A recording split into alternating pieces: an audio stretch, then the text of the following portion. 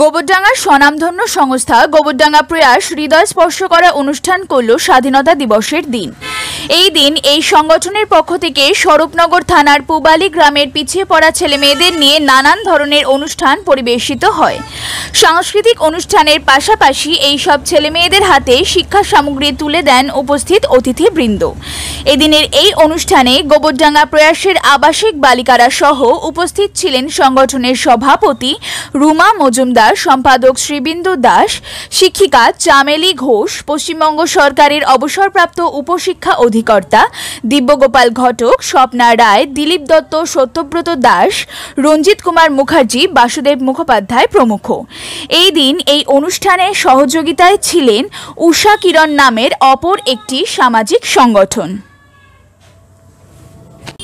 অন্যদিকে গুমা বড়বামুনিয়ার আদর্শ study centre জ্ঞানপীঠের উদ্যোগে মহাসমারোহে স্বাধীনতা দিবস ও সেন্টারের প্রথম বর্ষপূর্তি অনুষ্ঠান সাড়ম্বরে অনুষ্ঠিত হয়েছে। 15ই আগস্টের বিকালে এই উপলক্ষে এক মনোজ্ঞ সাংস্কৃতিক অনুষ্ঠানে এই স্টাডি সেন্টারের সকল ছাত্রছাত্রী সক্রিয়ভাবে অংশগ্রহণ করে।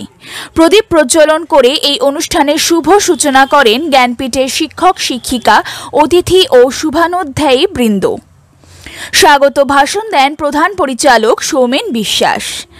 এরপর নৃত্য, সঙ্গীত, আবৃত্তি, ম্যাজিক শো, কথিকা পাঠের অনবদ্য পরিবেশনায় স্টাডি সেন্টার মুখরিত হয়ে ওঠে। প্রত্যেক ছাত্রছাত্রীর অভিভাবক এই অনুষ্ঠানে উপস্থিত থেকে সকলকে উৎসাহ প্রদান করেন। অনুষ্ঠান সঞ্চালনা করেন দশম শ্রেণীর শিক্ষার্থী প্রয়াস বিশ্বাস ও পায়েল দেবনাথ।